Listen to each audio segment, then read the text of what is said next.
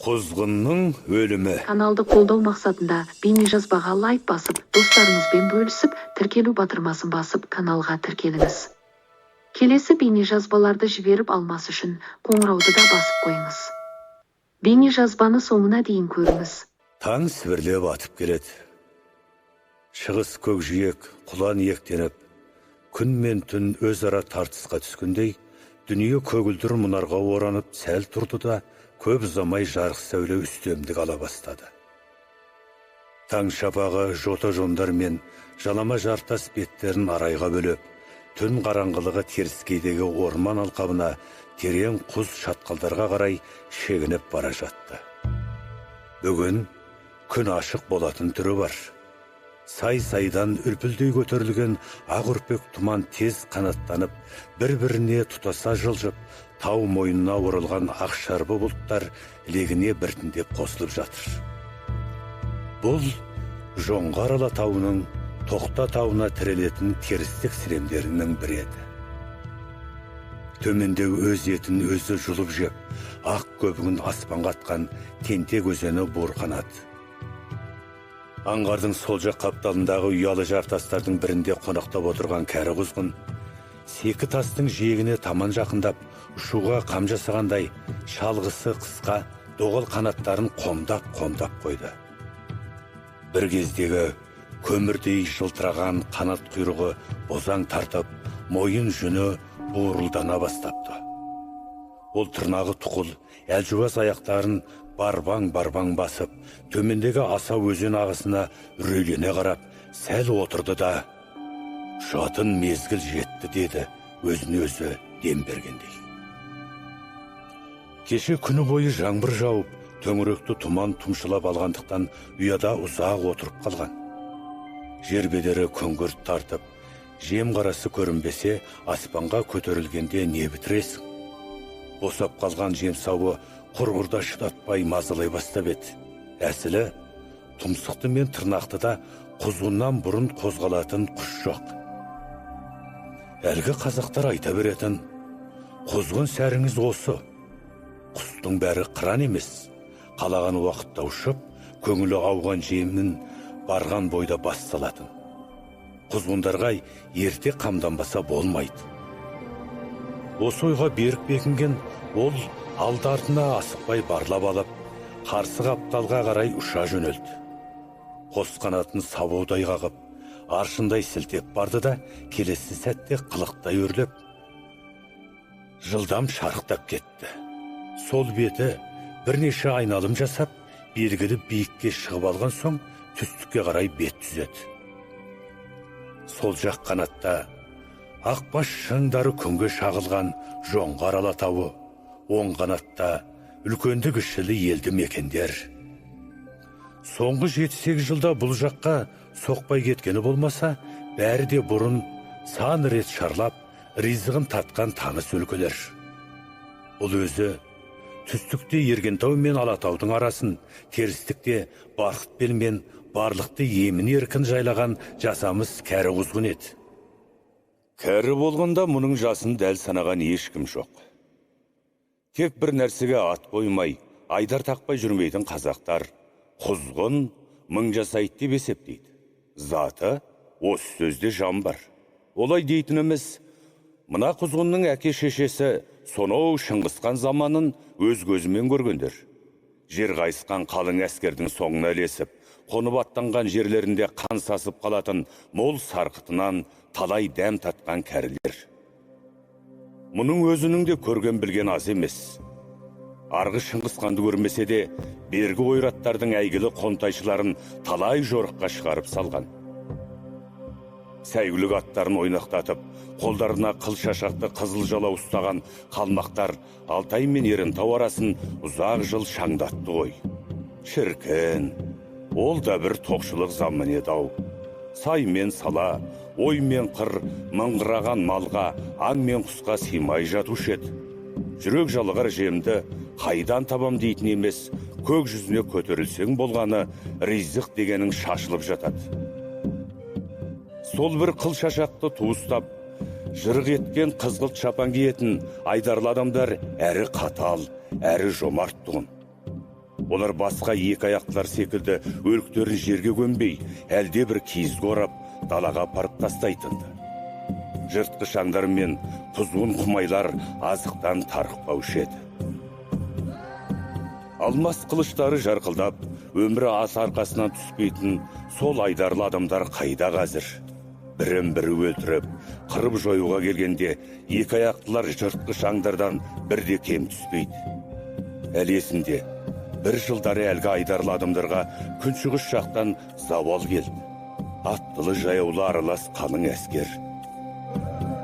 Қолдарында күн күркіретіп, от бүркетін сұмдық қарулары болды. Сол қарумен әлгілер айдарлы адамдарды бір қыс, бір жаз қырғындады. Сонау жоңғар даласы мен Барқыт бел, барлық өңірін қан сасып, өліксе толып кеткен. Сол жылдары жер бетіндегі Қарақұс атаулы жоңғарияға жиналған шығарау. Несін айтасың? Қарақұстардың тойы әлдене шайға созылды. Бұл соны көрген құзғын ғой. Мың жасамаса да, бірнеше жүз жылдығында артқа тастағанында күмән жоқ.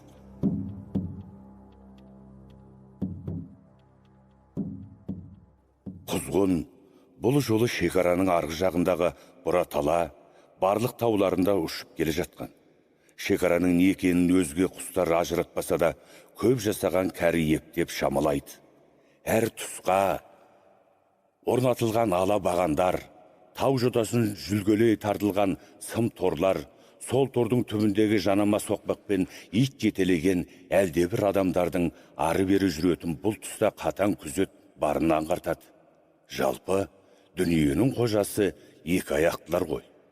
Солар өздеріне тиесілі жерді сыммен қоршап бөліп алған секілді. Құзғын соңғы жылдарын шекараның шығыс бетінде өткізді. Бұл жаққа келмейін деген жоқ, жете алмай қор болды. Шамасы, осыдан 7-8 жыл бұрын деймін, бұл Ерінтау бөктерін қыстап қалған. Сол жылы көктемде Қарақұс атаулы мұзтаудан асып, түстікке қарай ағылды да жатты. Қарақұс тек ұшпайды. Демек сол жақта жемтік көп деген сөз. Бұл да дүрмекке ілесіп, күнгейге қарай бет алған. Көптің соңын алып, ұшып жетсе, өліксе дегенің шынында да мол екен. Әсіресе Лабнор көлінің төңірегінде қырылған бөкен мен қарақұйрықтың өлігі бада боп жатыр. Көлге қонған қаз үйректе ұзақ шалмай құлай беріпті. Сірә сол өлкеде бір сұмдық апат болған секілді. Әлде жер дүмбіген, не аспаннан пәле жауған. Ауадан бір жағымсыз қаңсық иіс білінеді. Бірақ оған қараған ешкім жоқ. Қарақұстар жер бетін өлекседен тазарту қызметіне қызу кірісіп кеткен. Арада апта өткенде қарақұстардың өзі қылжия бастады. Құстар сонда ғана секем алып, өлекседен бой тартқандай болып еді. Жандыр мен терістікке қарай қайта серпілді. Бірақ кеш қалыпты. Аспанды көрсетпей қаптап кеткен қарақұстардың көбі сол жақта ажал тапты. Құстар сонда ғана секем алып, өлекседен бой тартқандай болып еді. Жандыр мен терістікке қарай қайта серпілді. Бірақ кеш қалыпты. Аспанды көрсетпей қаптап кеткен қарақұстардың көбі сол жақта ажал тапты. Аман қалғандары тым аз, 3-дің 1 ғана. Бұл әйтеуір Құдай жанын сіретіп жаратқан құзғындығымен құтырып кетті. Шошынғаны сонша жолдағы Ерінтауға да аялдамай, сол түстіктегі барлыққа бірақ тартқан. Алыс жолда бейнетті де әбден көрді. Әлденеден әл ауқаты азайып, жол бойы талай жерге аялдап, мына тұрған барлыққа 10 шақты күнде әрең жетті.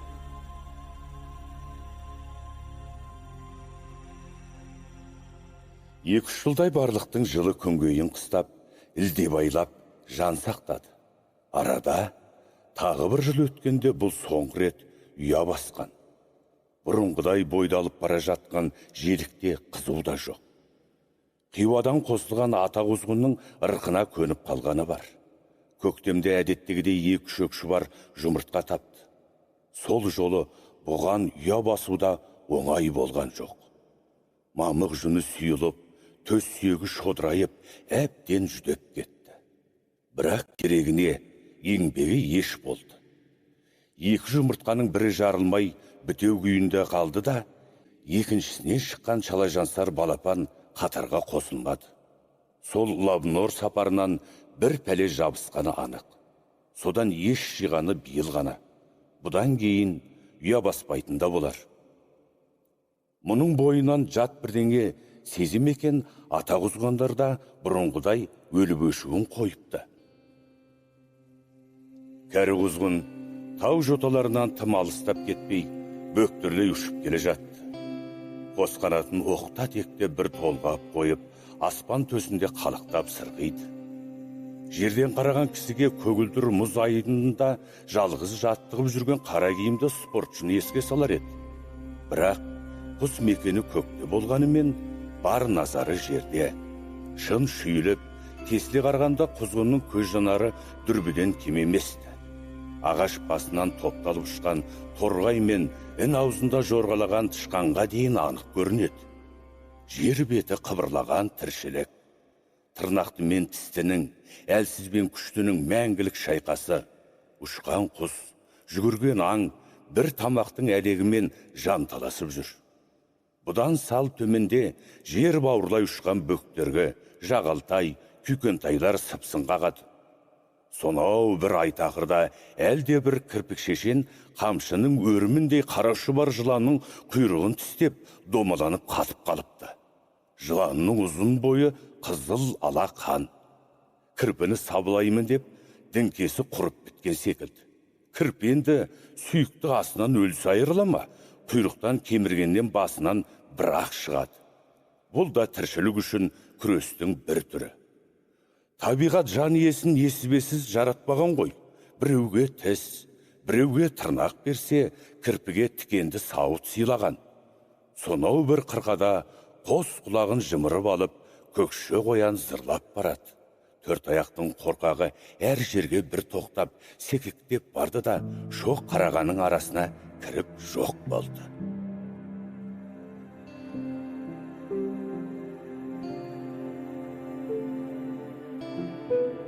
Қоян неден секем алды екен деп, құзғын қалықтай айналып, сол маңайдағы тағы бір сүзіп шықты. Жерде сөдіге ештеңе байқалмады. Қауып аспаннан төнген секілді. Бәсе, оң жақ қапталда бір үйелмендей қара қалықтап ұшып жүр. Басында бұл да бүркіт пе деп қуанып қалған. Бүркіт болса, Құдайдың жарылқағаны ғой. Ол мына сәскелік шабыт кезінде бір тоят алмай кетпейді. Жылы жұмсағын қыранның өзі қылғытса, қарақұсқа қалғанында жетіп жатыр. Бірақ үміт ақталмады. Бүркітпе дегені өзінің жамағайын туысы Тазқара екен.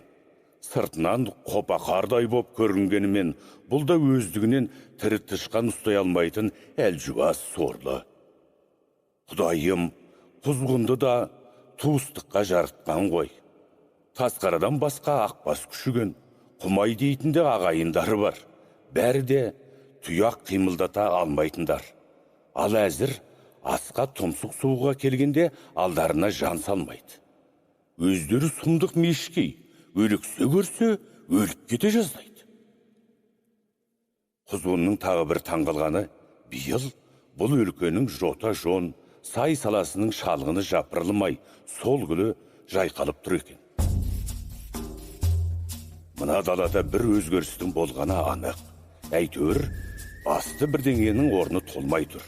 Айтпақшы, төрт түлік мал қайда?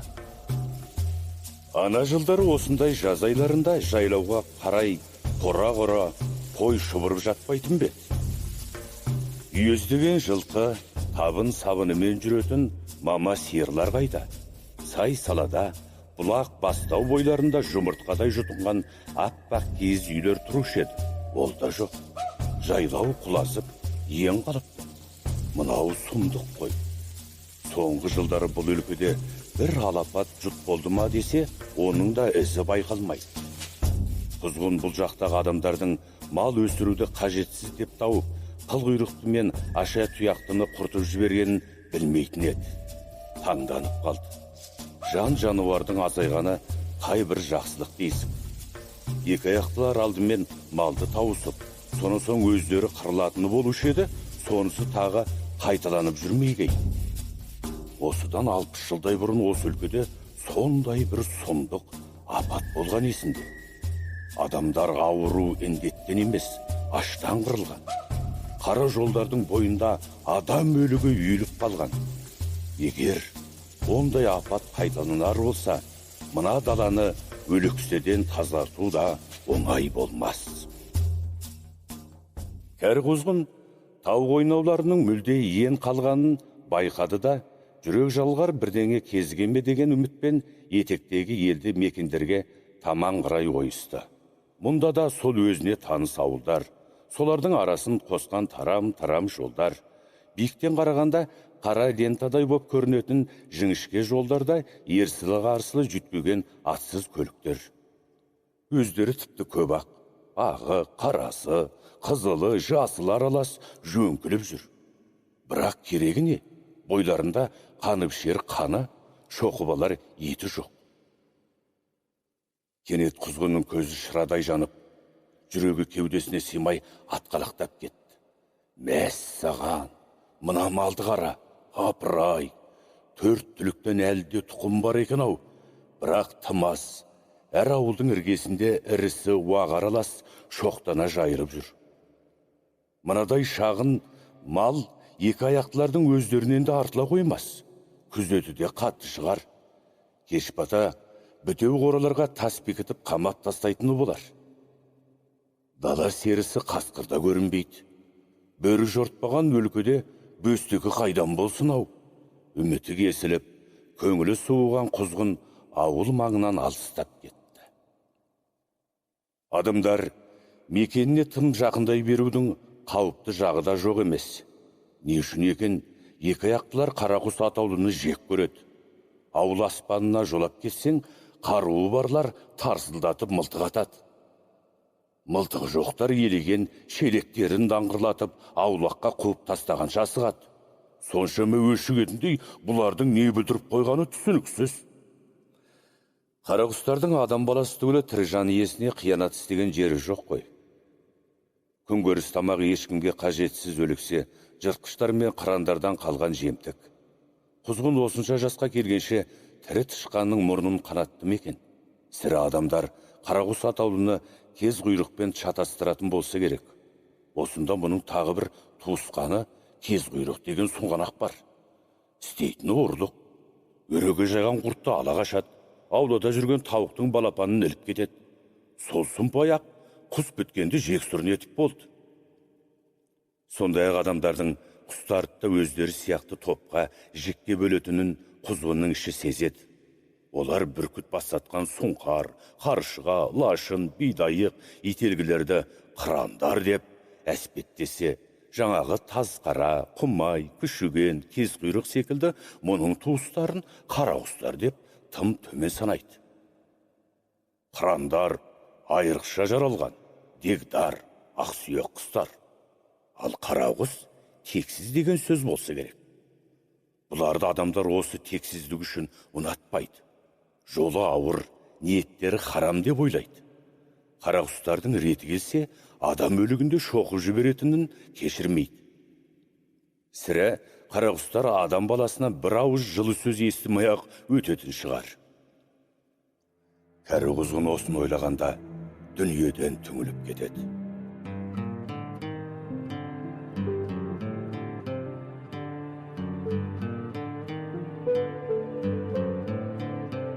Өткен ол қарақұстар жайында басқаша ойлайтын адамдардың да бар екенін білмейтін. Биология ғылымынан хабары да жоқ еді. Биолог ғалымдар өз кітаптарында қарақұстар жер бетін өлекседен тазартатын санитарлар, олар тазалық сақшылар деп жазады ғой. Егер осы жолдарды оқыса, бәлкім мына құзғын өз өміріне басқаша қарар ма еді, қайтер еді. Бұрын құзғында қорлану, кектену, жауласу, ашулану, шамданып шамырғану деген сезімдер болмайтынды. Мұның бәрі қырандарға тән мінез ғой. Қырандардың өмірі қысқа болатыны, қан майданда шайқасып өлетіні де сондықтан. Ал құзғын осы жасқа келгенше мен қарақұспын, қормын, өлексем мен жан баққан сорлымын деп бір сәтте ойланған емес еді. Жүйкесі сұмдық берік тұғын. Егер құзғында анау мынауға селт етпейтін тас жүйке болмаса, бүйтіп мың жасар ма еді? Алайда соңғы жылдары мұнда да бір өзгеріс бар. Лабнор оқиғасынан кейін бұл тым ойшыл болып кетті. Сол сапарда миына бір зақым келді-ау деймін. Кейде тіпті қанаты құс емес, екі аяқты адамша ойлайтын әдет тапты. Бұл қай жақсылық дейсің? Жан иесінің өмірін қысқартатын осы ой емес пе? Ой жегі құрт. Ой жүрген жерде пәле жүреді. Ол бір ауық шырқау биікке көтеріліп, көгілдір аспанды сүзумен болды. Онысы көк серісі бүркіт көрінеме деген ой еді. Бірақ бүгін бүркіт те басқа қырандар да көзге түсе қоймады. Олар қайда екен? Әлде төрт түлік малмен, аңмен бірге оларда бір жаққа ауып кетті ме?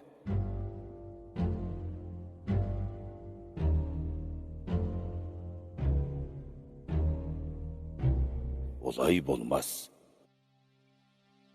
Айтпақшы, қазір қырандардың балапан ұшыратын кез ғой. Ұрпақ қамымен ұя маңында жүрген болар. Тәйірі, қырандар қай уақытта қалай ұшты дерің бар ма? Олар қарағұс тәрізді күні бойы жем тігіздеп сандалып жүре ме? Жүрегі қарайып, шабыт қысса, мынау бөрі, мынау түлкі, мынау қоян демей кез келгенін бас салады. Бүркіттің қанатының зуылын естігенде-ақ қорқақ қоянның жүрегі жарылып кетеді.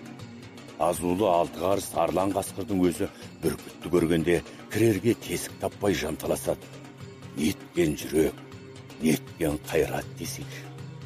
Бір аяғымен таңнан алып, екінші аяқтан бастан бүріп қысқанда, анау мынау аңның омыртқасын үзіп жібереді.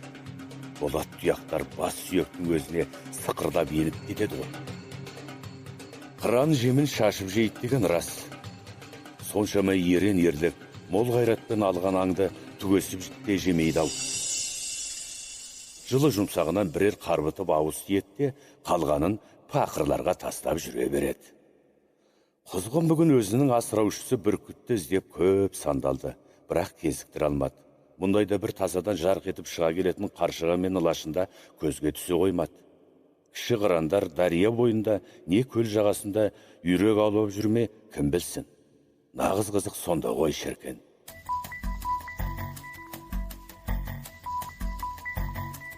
Ер жүрек ерке ылашынның сонау аспан төрінен зулап келіп, шүрегейлер тобына қалай шүйілгенін сырттай тамашалаудың өзі неге тұрады?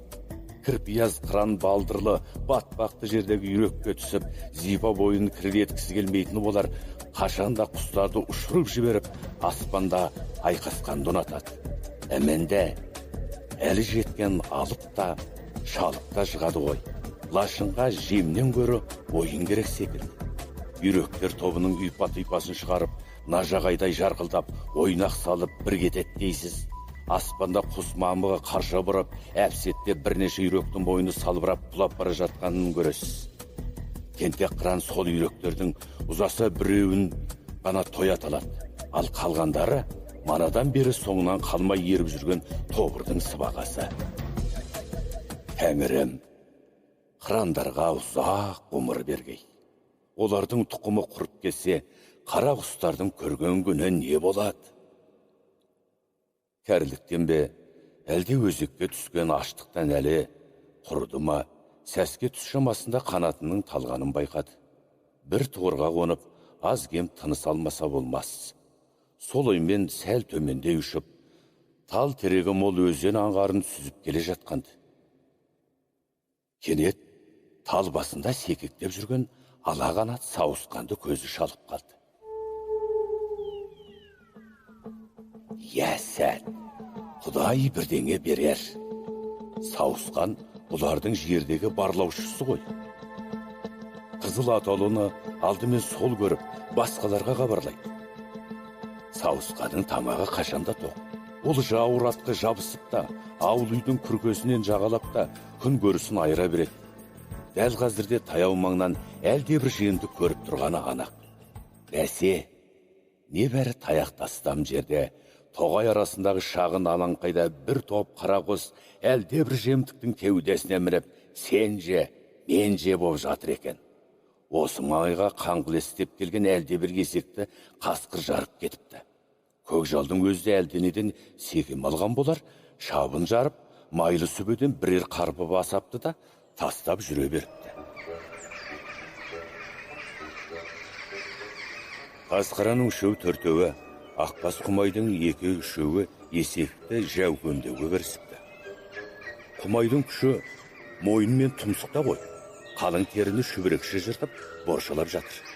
Кәрі Құмайдың бірі бас жаққа қонған екен, бас ұстаған ақсақалдарша есектің көзін ойып, аңқиып алған аузынан тілін суырып жеп отыр. Үйірменде екі тазғара шұбатылған ішек қарынды сүйрелеп тартысып жүр.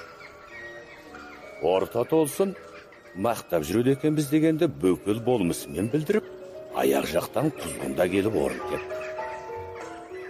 Әзір асқа тік қасық, осы сияқты қыдырмашылардан ақ тұлмайтын болдық ау дегендей, Тазқараның бірі ыс етіп айбар шекті. Бірақ қуып тастай алған жоқ. Олардың қас қабағына қарайын деп тұрған Құзғында жоқ еді. Өзегі талып, зорға жеткен. Бұл да құмағайлана кірісіп кетті. Есек тіпті семіз екен. Ауылда жүрсе балашаға маза бермесін сезіп, тоғай ішін еркін жайлаған қу болса керек, шарбы майы ақтарылып, қазысы төңкеріліп жатыр.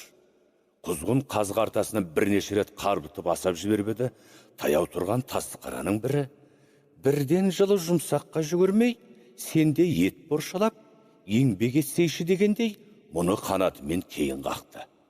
Бірақ мол дүние бәріне де жетіп жатыр еді. Біраздан соң ар жақтарына ел қонып, алыңыз, сіз алыңыз десуге келіп қалған. Жаңа ғана тоймайтындай көрінген ашкөз Құмайлар мен төбе жүні түскен Тазқаралар. Я Құдай, бергеніңе шүкір. Әмісе осылай несібеңнен құр қалдыра көрме десіп, кейінірек шегінісіп кетті. Тек осы кезде ғана манадан тал басында күзетте тұрған сауысқан. Ей, сендерде ынсап бар ма? Әу баста осы жемтікті тауып, қабырлаған мен емес бедім дегенді шықылықтай айтып, сылаң етіп келді де шашылған ет қиқымдарын теріп жей бастады. Бұл кезде күнде кешкіріп қалғанды. Енді біраздан соң манағы көкжал бөлтіріктерін ертіп, сүйек мүжге келуі ықтимал. Ұрлық қылған жерді көп бөгелме деген қағиданы жақсы білетін қарағұстар жалп-жалп етіп, жан жаққа ұша жөнелді.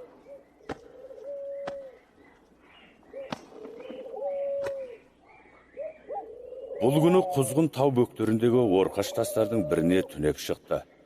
Тоқшылық неге жаман болсын, кешегі тұмсық майланар жас еттен кейін бойына қуат бітіп, қунап қалыпты. Бәлендей жүрегі қарайып тұрмаса да, ежелгі дағды бойынша бүгінде аспанға ерте көтерілді. Жер шолы көрек. Бұл пәниде нендей өзгерістер бар, байқастау керек. Ол өріс жанарту мақсатында тау бөктерімен түстікке қарай біраз самғап алды да, қалықтай айналып, сол төңіректі барлай сүзді. Сол баяғы таныс тіршілік. Әркім әлі жеткенін бас салып, жеп жатқан дүние. Құзғынның да құлқынынан өтетін нәрселер толып жүр. Бірақ керегіне, тірі жәндікке тіс тигізуді тағдыр мұның маңдайына жазбаған. Бұған бұйырғаны дайын жемтік, дайын ас. Олар қазір сөрелері азық-түлікке толы дүкенге кіруге баталмай тұрған, қалтасында көк түйіні жоқ тіренші тәрізді. Құдай солай жаратқан соң, амал не? Алдыңғы шепте қан майданда жүретін көзсіз батырларға Құдай қуат берсін. Мұның міндеті артқы шепте солардан қалғанды талғажау етіп, жер бетін артық ауыстан тазарту ғана. Құзғын талайдан көзге түспей, көп аңсатқан бүркітпен бүгін олы сәске кезінде ұшырасып қалды. Өрдегі биік шыңдардың бірінен көтерілген көк серісі бөктерге қарай баяу қалықтап келеді екен. Бұдан әлде бір-екі айналым жоғары сонау ақша бұлттардың астында жүр. Қанат қағысы басқа құстардан мүлде бөлек. Жер бетіне ентелеп емінбей, тым тәкаппар, паң қимылдайды. Өзі жас қыран болса керек. Қалықтап келіп, бұрылған кездерінде қанат құйрығы астындағы ақ қауырсындар күнге шағылып, жарқ ете қалады.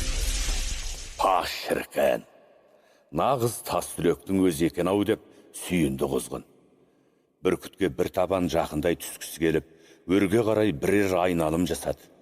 Бірақ қатарласып баруға жүрегі дауаламады. Әркім өз орнын білуі керек қой. Әшейін қанатты құс екенмін деп, қол жетпес биікке тырбанып керегіне.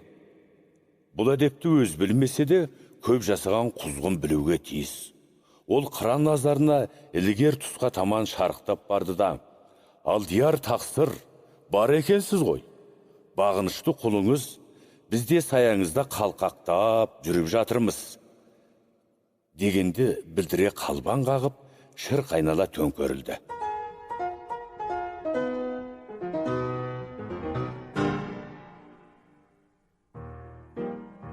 Бұл қуаныш белгісі құс патшасына берген сәлемет. Сонан соң, осындай сәті түсіп тұрғанда жақын жерден көріп алайыншы дегендей, қыранның әр қимылын қалт жібермей бағумен болды. Бұрын кім байқаған? Бүркіттің бітімі тіпті бөлек екен ғой. Қос қанатын жайған керегедей, қауырсын қияқтары да сом жаратылған. Үшкілдене біткен қос шалғысы қыпшақы қылыштай. Бәрінен де көк мұхитын қақжарып отыратын болат топшыны айтпайсың ба? Аңға құйылып түскенде зуылдап жел соқтыратын тұп-тұтас сүмбіл дене. Кешкіл бас, орақ тұмсық. Балақ жүні үлпілдеген шомбал аяқтарını бауырына жиып алған екен. Көк құрыштай салады 8 найзап, ап-анық көрініп тұр. Қыранның қақарлы қаруы осы найзалар. Құзғын осынау ғұмырында қырандардың алуан түрін көрді ғой. Бірақ соларға бұлайша сұқтанбайтын, қызықпайтын, бәрі де солай болуға тиіс сияқты болып көрінетін. Бүркіт әрине қыран болған соң аңға түсуге міндетті. Бұл соның соңынан қалмай еріп, дайын жемтікте жеп кетуге тиіс. Бар болғаны осы ғана. Ана жылғы Лабнор сапарынан кейін құзғынның құлқы өзгерді. Қырандарға қызға қарайтын болды. Өз түрлігін солармен салыстырып, қорланатынды шығарған. Табиғатта әлде бір әділетсіздік, теңсіздік барын сезінеді. Бұл неге өмір бойы өліксе жеп өтуі керек? Өзгелердің қаңсығын, қалдығын жеуге жаралып па? Егер бұған бұйырғаны осы ғана болса, соған бола осыншама ұзақ жасаудың керегі не? Мұныкі өмір емес, азап қой. Табиғаттың мазағы. Мұның 1000 жылдық өмірі қыранның бір күніне тати ма? Бір сәт осындай ойларға берілген құзғын қара басып, бүркіттен көз жасып қала жаздапты. Жалқы қыран тау алқымына қарай қайта өрлеп кеткен екен. Өзінің ұшуы тым суыт қой, өткір жанары бірдеңені шалып қалдау шамасы. Не көрді екен? Бұл маңа елсіз, ен жатқан. Беткедегі тоғай арасында жалғыз орманшының ғана үйі бар. Мана үстіне ұшып өткенде байқаған. Сол баяғы қаба сақалды алпамсандай көк көз адам әлі де ешқайда кетпеген көрінеді. Үй сыртындағы омарта маңында баларасы дегенің құжынап тұр. Бірдеңеден қорғалғандай қос қанатын сабалай қағып, құзғында жетті-ау. Қыранның әлде бір аңды көргені күмәнсіз. Биіктен торуылдауына қарағанда жерге ауырлап келіп, іліп әкететін кішігірім де жем емес. Аспаннан ағып түсуді тілейтін ірі аңдардың бірі. Қасқыр болмағай. Көк серісі мен жер серісі шайқасса, нағыз майдан сонда болар еді. Бүркіт көп күттірген жоқ. Шарықтай айналып, шырқау биікке көтеріліп алды да, кенет қанатын қондап, мойны ұзара түсіп, төмен қарай шүйіле сорғалады.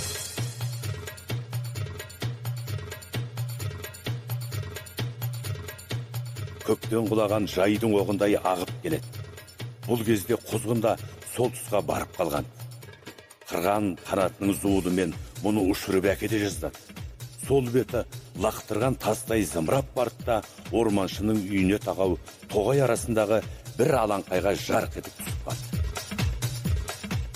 Қыранның соңынан қалбаңдай ұшып, құзғында жетіп еді. Межелі жерге жақындай бергенде сол маңнан құлақты жара шыңғырған бір дауыс естілді. Ешбір аңға ұқсамайтын жағымсыз, жат дауыс. Бұл үстеріне төніп барғанда бірақ көрді. Бүркіт, орманшының тоғарай арасын түртпектеп жүрген шошқасына түсіп. Қысы жазы бордақта тұрған кеспектей ақ шошқаның өзі.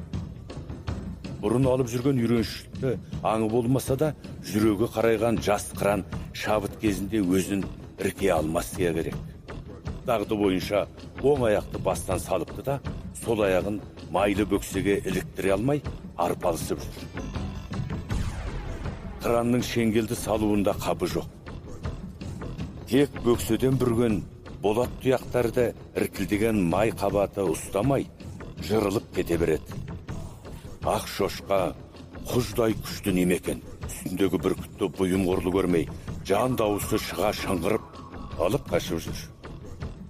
Жұп-жұмыр кеспек-дене бүркіттің бүрі бүктеуіне ыңғайсыз болса керек. Ақыры соны сезген ашулы қыран қас жауының бөкші жағын босатып қоя берді де, екінші аяқпен талпақ танауды қапсыра алқымынан алды. Сөйтті де май басқан ақымақ басты шамырқанған кекті ашумен сықырлата қысты. Бас сүйекті бойлай сіңіп кеткен болат тұяқтар ми қабатына бірақ жетсе керек. Жаңа ғана күш бермей мөңкіп жүрген шошқа кенет оқ дегендей серең ете қалды. Алғашқы айқас кезінде ақ осы маңға келіп, бір теректің бұтағына қонып үлгерген құзғын әлгі көріністерді айызы ғана тамашалап, қыранның қайратына сүйініп отыр еді. Аңды бейні өзі басып жатқандай құшырлана сілкініп қойды. Бұл кезде көзі шатынаған ашулы қыран басқан жемнен тоят алғанша асығып, шошқаның төсетін шоқып жұла бастаған. Қай тұсынан жұлып алса да тұмсығына аппақ май елгеді. Ол май қабатын жоңғалдай шашып тастады да, арғы қызыл еттен ғана 2-3 рет қылғыта асап жіберді.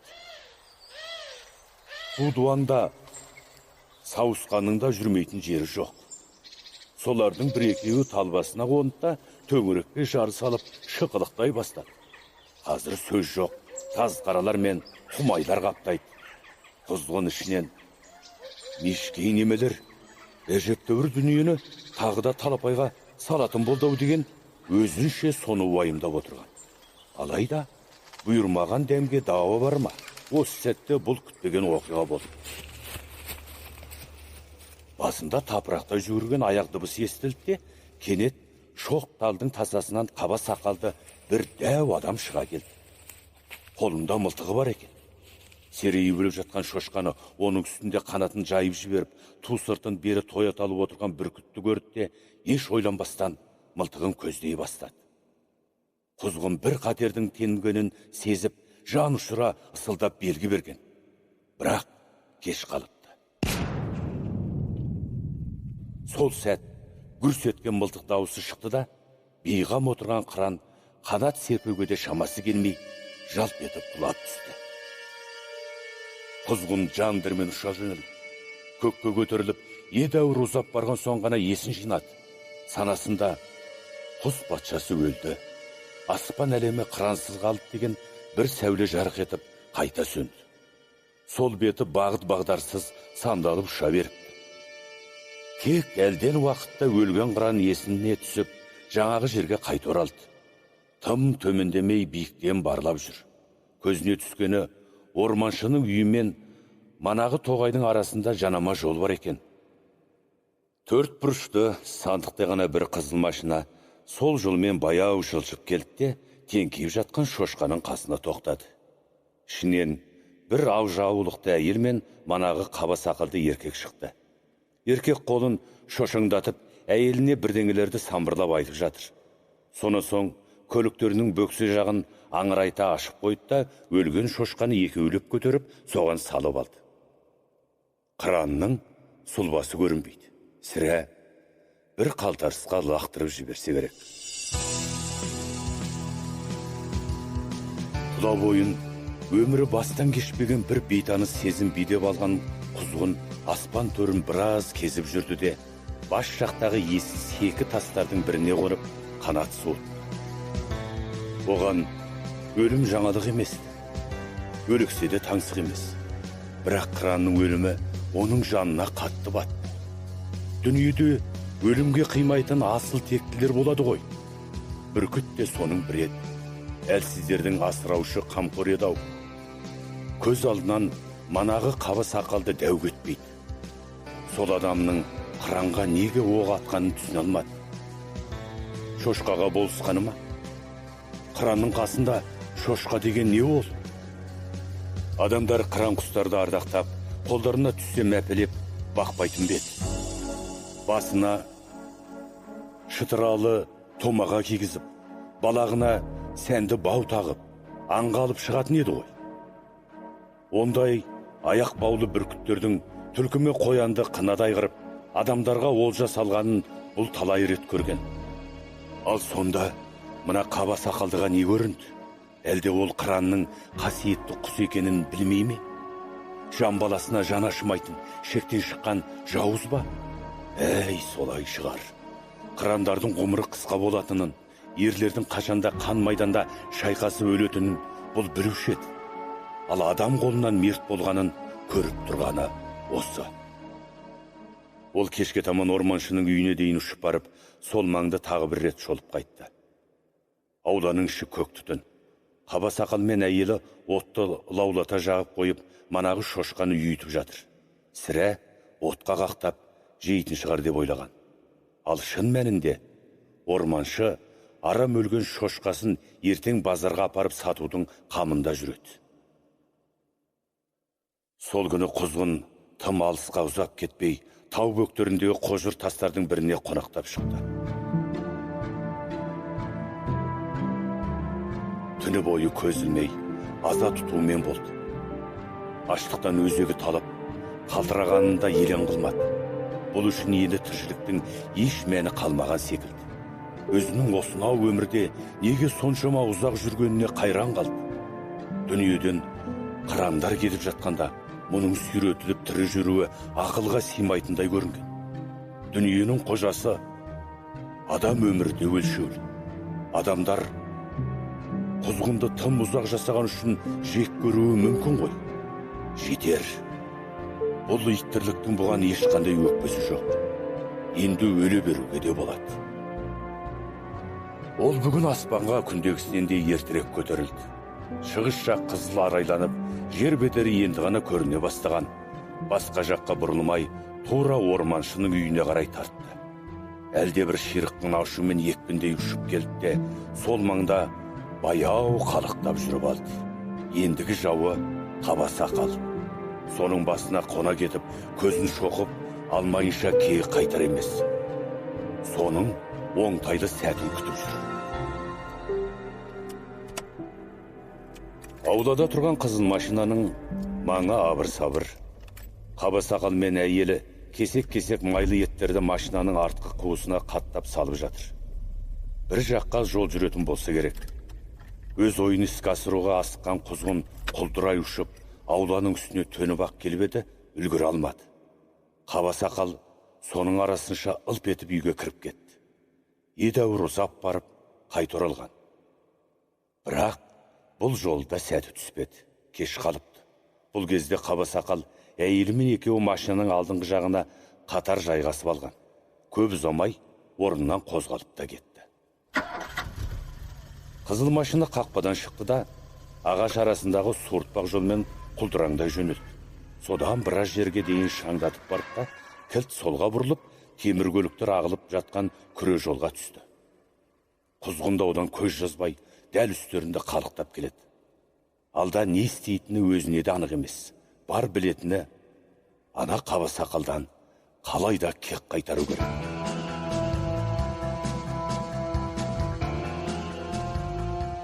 Ол аман кетуге тиіс емес.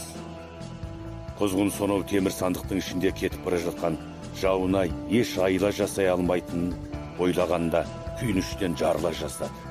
Өмірінде бірінші рет өзінің дәрменсіздігінен алып еді. Кенет әлде бір ой жарқ етті.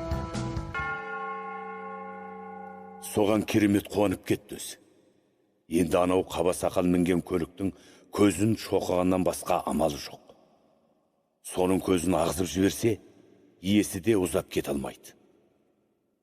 Сол оймен қызыл машинадан едәуір осып кетті де, шұғыл айналып, жалт бұрылды. Қараса, машинаның алдыңғы әйнегі жаңа шыққан күн нұрына шағылып, жарқырап келеді екен. Ең оңтайлы сәт осы еді. Құзғын қанатын қомдап, бар екпінімен қарама-қарсы зымыраған күйі сол әйнекке келіп ұрылды. Қарс еткен дыбыс шықты да, ар жағы меңіреу жоқтыққа айналды. Машинаның алдын жауып кеткен қан мен қауырсыннан басқа қаба сақалда ештеңе аңғарылмай қалды.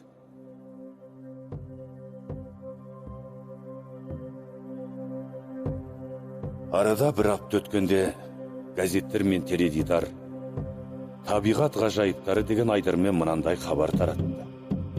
Онда Алматы Талдықорған тас жолының бойында әлде бір бүркіттің Жигули автомашинасына шабуыл жасағанын айтылған. Нәтижеде базарға ет әкеле жатқан орманшы Афанасий Никитин дегеннің машинасы аударылып, өзі тіл тартпай өліп кетіпті. Қасындағы әйелі ауыр жаралы көрінеді. Әрине, бұл оқиғаның болғанында ешқандай күмән жоқ. Тек бір ғана жаңсақтық бар. Орманшыға шабуыл жасаған бүркіт емес, құзғын ғой.